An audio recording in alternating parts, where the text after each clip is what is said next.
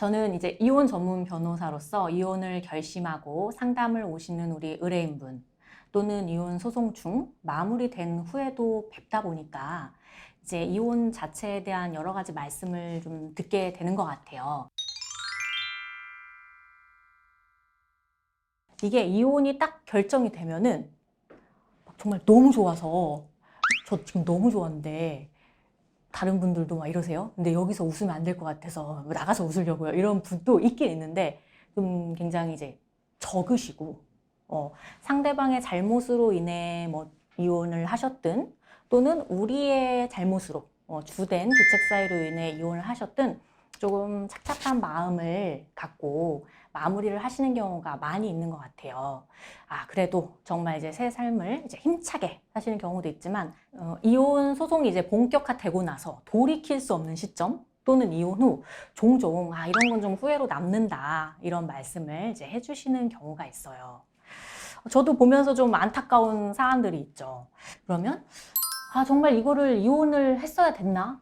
이혼까지 왔어야 됐나? 이런 후회를 이제 종종 하시는 경우가 있는데, 뭐 이거는 아내분일 수도 있고 남편분일 수도 있고, 그리고 사연을 듣다 보면 정말 뭔가 좀 생각하지 못했던 그런 사연들도 있죠. 그러니까 뭐 이제 우리 의뢰인분은 이제 아내분이었는데 일절 뭐 외도라든지 이런 거는 생각도 못 하시고, 근데 굉장히 이제 가정적인 정말 뭐 집과 아이만 아는 그런 생활을 하시다가 어찌저찌 해서 이제 경제적으로 좀 사고 이런 걸 발생이 된 거예요. 그래서 그거를 누구한테 말도 못하고 돈을 이제 빌리셨다가 그러다가 이제 경제적인 게 막 불어나면서 그때 잘못 어떤 남자분을 만나시고 본인도 돌이켜보면 왜 일이 그렇게 이상하게 흘러갔는지 모르겠대요. 근데 결국 외도 유책 배우자로 이혼이 돼버리신 거예요. 그런 뭐 경우들도 참 있었고, 또는 우리 뭐 아버지분들이 보면은 굉장히 이혼 사유가 누적이 돼서 어머니들이 이제 이혼 소송을 하시는 경우가 있거든요.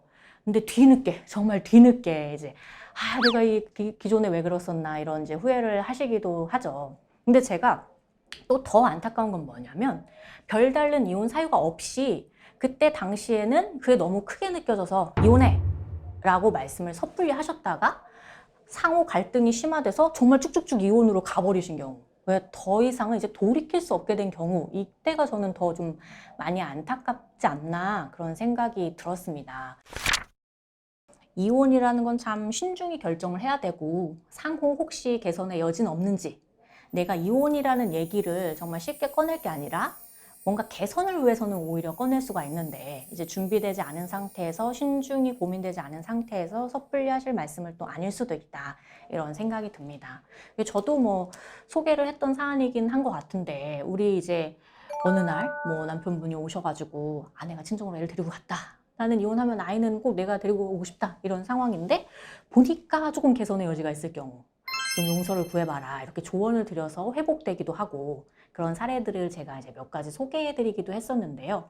우리가 딱 이혼을 결심하는 그 순간 한 번 더 차분히 생각하셔서 혹시 개선의 여지는 없는지 한번 말씀을 해보시면 좋을 것 같다는 생각이 듭니다. 그래서 이혼한 것 자체는 후회하진 않는데 내가 다시 돌아가면 이럴 것 같다, 또 이런 말씀을 이제 하시거나 생각하시는 경우도 있죠. 이게 저희가 또 다른 편으로 제가 한번 정리를 해봤던 부분인데, 이제 소통인 것 같아요. 소통. 그래서 내가 이제 생각하는 거를 좀 차분하게 상호 존중하면서 말할 수 있고, 상대방의 말도 섣불리 오해하거나 뭔가 단정지어서 생각하기보다는 뭐 다시 질문할 수 있고, 이런 소통만 된다면 사실 건강하게 다툴 수 있고, 그래서 건강한 관계가 유지될 수 있을 것 같다는 생각도 많이 하게 됩니다. 그리고 이게 또 후회하는 것 중에 하나가, 이혼할 당시 아이에게 너무 많은 피해를 줬다, 지나고 보니까 이런 말씀을 하실 때가 있어요. 왜냐면 예를 들어 이혼을 하게 됐는데 상대방이 뭐 외도를 계속하고 있다, 아무리 말해도 달라지지가 않고 오히려 적반하장이다, 그럼 의뢰인분이 얼마나 심적 고통이 심하시겠어요. 저도 이제 보면은 약간 상상 이상으로 힘드실 수 있다고 생각이 드는 게, 계속 못 주무시는 분, 뭐 그리고 계속 못 드시는 분, 그 몸무게가 갑자기 막 확 빠지시는 분, 이런 심적 고통이 이제 그렇게 나타나요. 그러면 아무래도 나도 마음의 여유가 있어야, 이제 내 아이가 물론 소중하지만 이제 마음의 여유가 있어야 챙기게 되는데, 그런 걸 이제 챙길 수가 없는 겨를이 되는 것 같아요. 또 이제 현실적인 부분으로 내가 이혼은 반드시 해야 되겠어 했는데, 이혼 후에 경제적인 대비가 안 되신 경우, 이런 경우도 또 내가 이혼을 하는 거는 맞았지만 좀 더 미리 준비를 했었어야 되는 게 아닐까, 적절한 시점이었나, 이런 고민을 하시게 될 수 있는 것 같아요. 그래서 근데 사실 뭐 경제생활 안 하고 싶어서 안 한 게 아니고, 현실적으로 아이를 출산하고 육아하고 하다 보면 아무래도 경력 단절이 이제 되시는 경우가 꽤 있죠. 그리고 뭐 내 명의로 아무리 재산을 모으고 싶어도 현실적으로 안 되는 경우도 물론 있어요.